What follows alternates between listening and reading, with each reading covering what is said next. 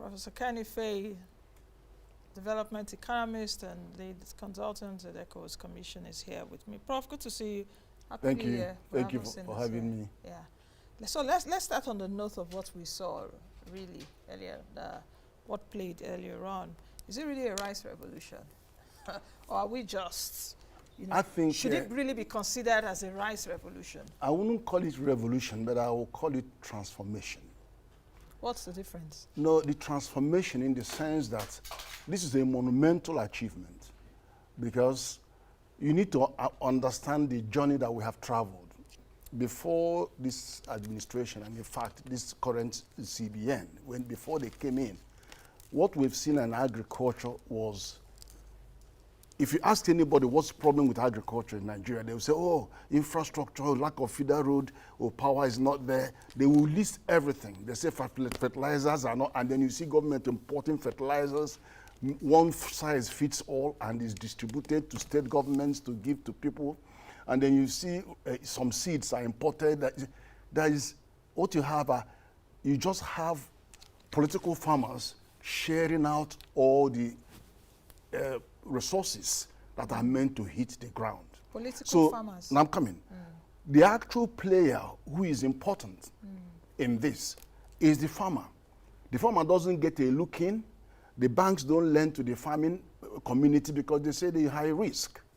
So, and then the perennial problems facing the industry still remained. You have low productivity, you have poor seeds, you have inadequate finance going in there. All the issues still remain unresolved.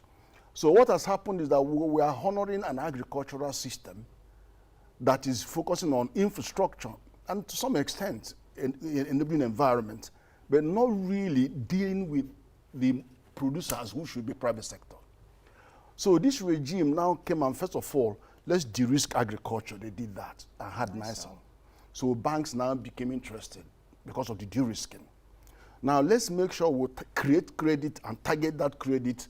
So CBN wasn't just creating it, but was concerned about the credit delivery to ensure that it was hitting the ground and was monitoring intensively, even though the lending happened to the commercial banks. So both of them were monitoring. Now they looked at, first of all, the intervention there was end-to-end, end-to-end intervention. So they were handling, declaring, funding, declaring, the mechanization.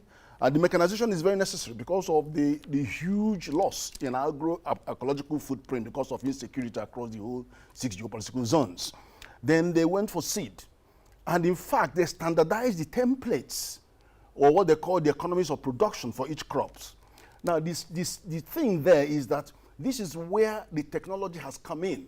You are consistently making sure that the quality of seed required to take care of low yield, low productivity, disease resistance, acceptability to domestic and international market, and in the right mix of fertilizer appropriate to the geography, the potential, all the chemicals, agrochemicals, are up to standard. Remember, 60% of all known agroeconomic chemicals are banned by Europe.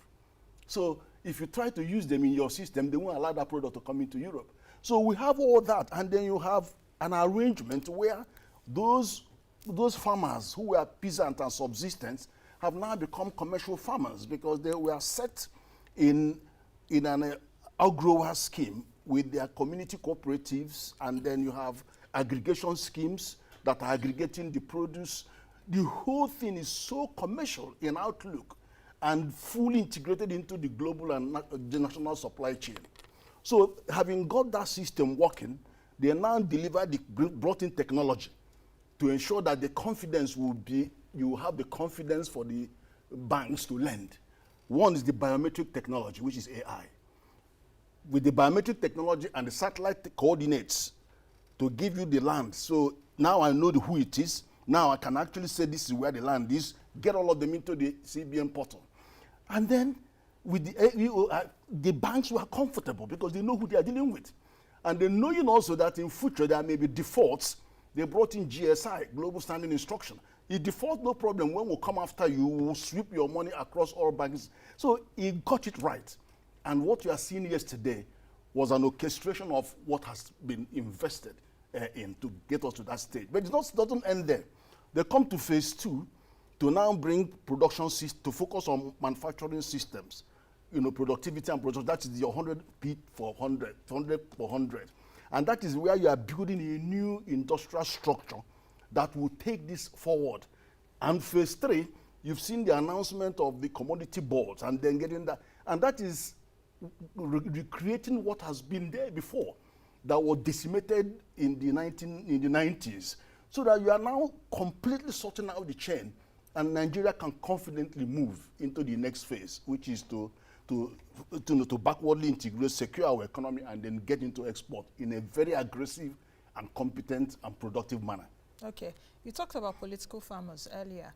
Is it that political farmers have been eradicated? Because I understand what you mean. We saw that at least in the past, in terms of even there was a cartel around fertilizer and all of that. It was real racketeering. Do you think that political farmers have been eradicated? I'm not saying they've been eradicated, but I have to say you have not stopped the business of agriculture department. We have Ministry of Agriculture, federal, we have all the states. They are doing their own thing. What the CBN is doing with Antok-Bora's program is to say, look, I don't want to fight political economy of the agriculture system. No, I want to focus on delivering this credit, which I'm bringing the banks into, to lend their money to the people that matter the most, to create a new production system that is modernized, and then make a dent, create a new base. That is what they're doing. And it's doing exactly the same in the manufacturing sector. Don't spend your time fighting existing structure that 80% of this manufacturing sector imports their raw materials. In the pharmaceutical, 100% are importing their raw material. So look, I'm going to set up a new base where if you want to come and take the money, minimum of up to 5 billion per person, per company, and then you have to give me minimum of 80% of our people I employed, not less than 50% of our raw material, which I have created the base for, is going to be value added. So, it's simple. Not fighting anybody's war. Fight, just go and do what you can do with your resources and under your control. What you don't want to do is to go and take money from the banking sector and put it at risk or divert it, and it becomes political football. You don't do that, because you are going to be messing about with depositors' money. So you want to create something that is sustainable, and then ensure that you drive the private sector into this chain to ensure that the three tiers are working together in a coordinated fashion. If we take a look at this Antok-Bora's program, let's X-ray it for a while. It was launched in 2015. President Buhari launched it. 2015 till now is like 7 years, or so close to 7 years of this program. You would see that the Central Bank of Nigeria is not only even dealing with rice. It has moved to other commodities, including poultry, wheat, yes, cassava, and all of that. Would you say that this program, the ABP, which is the Antok-Bora's program, that it has really achieved its objectives? I think I would say with every degree of certainty that it has. The fundamental objective is to restructure and reposition the production system to be fit for the purpose. It has achieved that. But let me tell you this. There is no one product that you can build the base that cannot replace oil. I looked at Thailand. Thailand was doing over 20 million metric tons. At the current market rate, that's over $30 billion. That's higher than the oil. Brazil has a sugar program, even soya beans, to do over $35 billion in soya beans. This our rice. Over the next 5 years, if we continue, that could give more than $20–30 billion, more than what they are getting from oil. And the same can happen on any value chain. So the fact is that the foundation has been laid. The whole chain has been set up and linked. And all you are now doing is that we need to expand this to more states. Yeah. We need to work out how to get state governments to be involved without disrupting the entire flow. We need to work out how bigger boys can work with smaller units, as you have seen, the likes of MAN and the other, this REFAN, so that we have proper integration, So these are the things we have to work out, and how more credit can flow into the system, and how more technologies, agri-tech and all of that can come in. But the foundation is rock solid, and we will fly. That I will tell you, we will fly. Because even the currency thing too has made it even more possible. The e-Naira, the FAF program, all of them have made things so easy that we are now stronger looking forward to do business in Africa. Okay. And not to send raw materials to African countries. We're not going to do that. Prof, I think the simple question and the most ambiguous question right now to ask is, Nigeria is the largest producer of rice right now in Africa. According to the Food and Agriculture Organization, I think in 2020 we produced about over 8 million metric tons of rice. About 9.5 now. Yes, I guess we'll do better now. Where I'm actually going to is that we still import rice, because with that production of being the largest producer in Africa, we produce about 55% of our consumption. The average person watching right now, so Nancy or Prof is saying we have done well, we're transforming, but the price of this local rice is still expensive. A 50 kg bag of rice is very expensive. But it will come down. It's not affordable. But it will come down, because what you have seen yesterday is CBN's own portion of the rice, which is what people, the repayment of the loan. When you look at the economies of production for the rice, you will see that farmers can make anything between 900,000 to 1.5 million, depending on the yield. But what they are repaying may be 200,000, 250, 300,000. So anybody who is not paying their money has not actually put that money into farming. Those who have actually put it into farming will make huge profit. If they have losses like occasioned by bad weather and flood, there is insurance, 2%, that will refund them the money. So I'm not worried about the level of repayment, because they will pay back their money, because the GSI will kick in. And my encouragement to the CBN is just carry on, extend this to other states, intensify, get more organizations in everywhere to get involved, extend to other value chains. Over time, by 2025, I'm sure we will increase to 20 million metric tons of rice. And then we are coming on wheat. We are growing on maize. We will employ and mop up the unemployment in the country just by focusing on this. Whatever you do in Nigeria, you have to have protagonists that are fighting you. But we are doing the right thing, and we should continue to do more. Prof, the question is, though we're seeing larger, more hectares being cultivated, we're seeing more production in terms of rice, but if you go to the market now, it's still expensive. Why do you think it is so? Okay. You've said it will. When this is released, when this will be released, you will see the prices will come down, because they'll be released for processing. No, it will be released right now. What has been causing the increase that we've been seeing in the last few years? Well, I'm glad you say that. Alcoboras program has still been on. What has been causing it really? Many things. Now, our import bill on rice, official import bill, has dropped from just over $1 billion to less than $20 million, as you've seen. But smuggling of rice is still continuing. I've seen literature that says that 2 million, I've seen some figures that is still being smuggled through the borders. And we saw what happened. That 1 year, we closed the borders. We saw what happened. But what I'm saying is that as soon as this particular yield, because there are some other areas in the country that are going to do their pyramid, but as we are beginning to release these to be milled by millers, they will be hitting the market. And then that price will come down, definitely. I mean, I wouldn't say by what percentage. There are other things. So those who are importing the products are using dollars to import them. And then you know what happens. They won't get the dollar from central bank, but they will go to the black market. So they get it at a very high rate, and when they import, we don't have price control. There will be an inflation pass-through straight into the market. So you see those prices coming up. There are also hoarding. If you remember, sometime last year, when we were still waiting for the borders to be opened, they had to go and force some warehouses to open their warehouse because they were hoarding.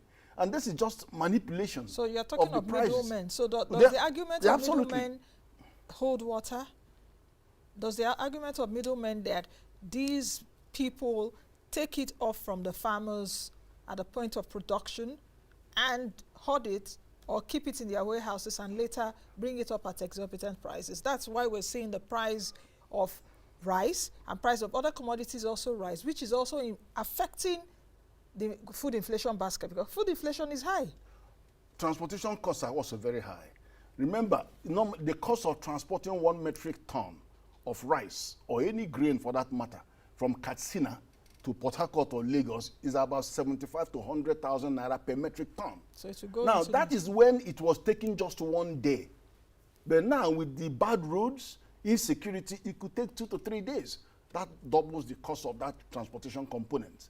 And so you have to add that to the price. But what I'm also pointing out is that the CBN is only concerned about that proportion of the produce that liquidates their loan. So if the farmer got if the farmer in 1 hectare got 6 tons, metric tons, he doesn't need more than 2 metric tons to repay his loan. So the aggregator picks 2 metric tons, which is what you saw yesterday. The other 4 metric tons belongs to the farmer. The farmer may choose to sell to whoever he wants. So he may sell to the people who are going to hoard or whatever. So you can't control that. So there's no way we can control that. So with what we saw yesterday, the CBN will take off, definitely. Those paddies are taken to the processors, to the rice millers they'll be quickly. distributed to their selected processors to mill, and then you head their way to the market. Either they mill for CBN to release, or they will mill and sell to the, that's down the street. And that would immediately release the pressure on the price for rice. Prof, if we take a look at the efficiency system of how food is being produced, how do you think that we can have a more functional system? Because why I'm asking this question is, inflation figures just came out for December, 15.63% in December 2021. So how can we achieve a functional efficiency system from production to the end point, to the food on the table, know? Well, first of all, is the weakest link in our entire system, primary systems, which is primary production, agriculture, then manufacturing industries, and then service sector. The weakest link is the link between primary production and industry. It's by far the weakest link. And there's so many things that come into that. Equipment, power to drive that, transportation systems, and all kinds of things come into that. But bear in mind also that Nigeria is not feeding 209 people. We're feeding people. We are feeding 300 million people. We are feeding Chad, Niger, Burkina Faso on the top, Mali on the top, and then northern Benin and northern Cameroon. We're feeding all those communities. And there's nothing you can do because they are protected by ECOWAS Treaty that says free movement of primary production with no duty, with no tax. And we're not going to change that. We're not in a position to change that for now. So the goods are moving. And some governors are complaining, 50 trailers every day leave through their boundary. I'm sorry, there isn't anything. And then we're not even getting foreign exchange for those. But that's the treaty we signed up to. And it's even worse now. Because with the AFCTA, it could go, it now go everywhere. It will go everywhere. Yes. So, but it shouldn't be a weakness. Because the relationship is also symbiotic. There's sometimes we need onions. We need ginger. We have flow. Sometimes we're out of season and they are still in season, so they cancel out. But having said that, so we need to recognize that. But the greatest threat has always been the impact of insecurity in all 6 geopolitical zones, and the worst hit is agriculture. And that's why you saw an uptick in this thing yesterday. But back to your question. So we need to resolve that asymmetry between the production and the processing. And then as you go forward to the organization and marketing and export market. Now, what is critical is why is the whole story of infrastructure will continue to be handled by other parties? Like the agriculture is doing their own, you have Ministry of Power doing their own water. We have over 400 dams. How many of them are being used for agriculture? But when they were ready to use them for dry season agriculture, CBN came in, take the money and do dry season agriculture. So we are doing 2-season agriculture. And now you can see that some of them are now using their dam. So that's good. So we've got that, or we've organized the production. Now, because you've got quality in the production, we need to invest in quality infrastructure, because quality infrastructure begins from the production side, both from your land, from the carrying pest-free area and all the seed and everything, then it comes into the processing and manufacture, because that is the area where you bring other quality systems before you come to sanitary and phytosanitary and packaging and all of that, headed out to export. So the whole of that quality infrastructure must be established, and every inch of the way we have to establish that we are compliant and that all the products we are making meet conformity assessment requirements around SPS, NTB, and TPT. But of course, investment drives all of this. Yeah. Without investment, nothing happens. Yes, I was also coming to and that. this investment has to go to the private sector that produce the food. That's actually what I so wanted you see where to the, ask. that is where the nexus where CBN became important. He said, look, I must move. And in fact, what CBN is doing is saying it's not just going to be intervention fund all the way. I want to get the traditional banking sector to come to the market and lend to these people. So whilst they have used technology and everything to lend to 4.8 million farmers under Anchor Borrowers program without any security, only collateral.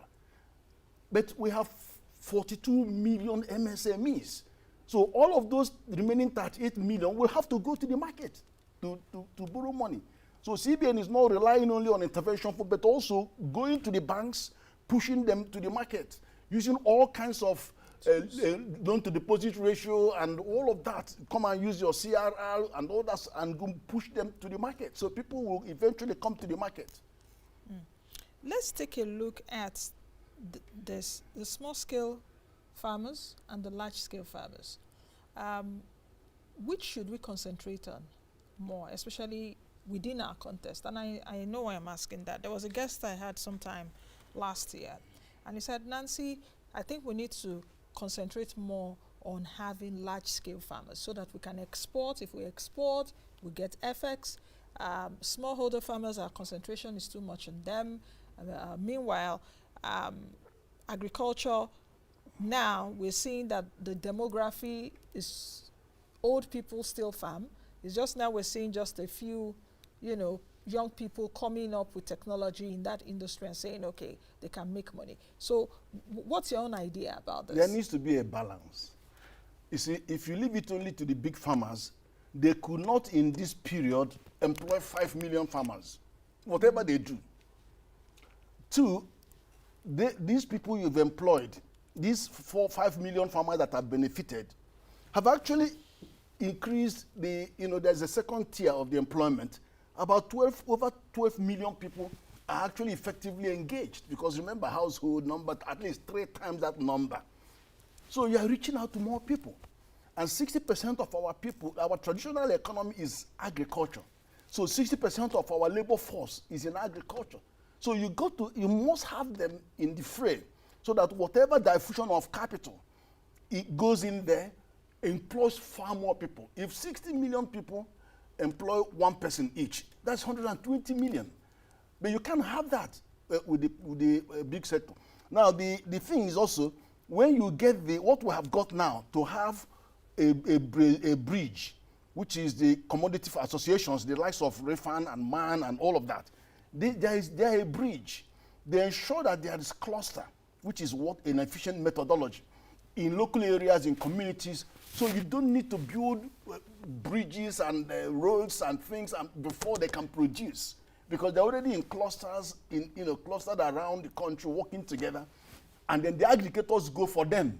They are not the ones carrying their product looking for market. So they become an essential, as long as they're implementing a commercial system, then they are a very good feed to the big boys. Well, look at Olam. Olam uses thousands of outgrowers to grow their rice for them to process. It's not that they cannot employ 50,000 farmers, but if you do the economics, they know that they will make more by having these 50,000 work on their own, subsidize their own economy, and give them just the rice, and don't get involved in other things outside the rice they're giving to you. You know what I mean? Supply them the inputs and then get the products and carry on with your this, than trying to have 50,000 workforce, and then you have more problems. Prof. So it's a mixture of them, you know. And look at Thai, if you see the list of the Thai Farmers Association exporting rice, you look at that. Those are associations at different levels, but they are all exporting to all countries. In the same way, we could have Rifan brand their rice and say, look, we want to be exporting. Our members want to be exporting some of this rice abroad. But can we now While begin to Olam, export when Dangote, we are and not all the yet... other ones can still be doing their own thing? Yeah. Can we export now? Or should we wait until we are really rice sufficient in the country because we still import? No, I don't think there is a hard and fast rule about it. Whenever you have an order and the price is right and you are competitive, then you can export. Because exporting earns you dollar, and you may need some of that dollar to import some equipment. Okay. Prof, about the issue of hunger, because a lot of people, many Nigerians are hungry. And they will be saying, okay, president is unveiling rice pyramids, the central bank says it is doing this, but how will this avert hunger? I am hungry, I can't buy rice, you know. What will you say to those people? Then very quickly, even as we close, the monitoring of this, especially by the central bank, the measurement of the results, perhaps that's what they're doing now, but the monitoring of it to the later, just quickly, in less time. The issue of hunger won't go away. Is you know, every country has its own size of their own challenge. Nigeria's case seems to be a little worse, but the important thing is that we are now on top of this problem and we are moving forward. And the president even recognized it yesterday that we are making incremental progress. And you can only say that we are making that progress because the right foundation has finally set in. More people have to go back to agriculture. More young people would have to go into agriculture. So they have to make it as attractive as possible for young people to engage. And I'm saying young people don't have to wait to go out to the farm. They can process, they can package. And there's so much mileage in packaging. And you know what packaging does? Packaging creates value, 300% value. Just because you package it and makes it look good and it's no longer lying on the floor, but now in package and hang it, you know, they have many roles to play. And already there's an urban drift of young people to the urban area, which will move from 50% to 75% by 2030. So we better get prepared. Absolutely. And this, in terms of monitoring, the CBN is actually monitoring concurrently as the commercial banks are doing. So they are not waiting to be fed things that are suspicious. Many thanks, Prof, for coming on the show. My pleasure. I've been speaking with Professor Ken Ife, who is the lead consultant at ECOWAS Commission, as well as a development economist. That's the much we can take on today's edition of the program. Thank you all for joining us. And from me also, we'll be watching Nigeria later, Nigeria and Guinea-Bissau, so we wish them luck, though our guys have qualified. At least that is one positive thing, really, that everyone in the country is talking about and everyone is happy about. So be the best you can be the change that you want to see. I'll see you all again tomorrow, God willing. I am Nancy Naji. Bye now.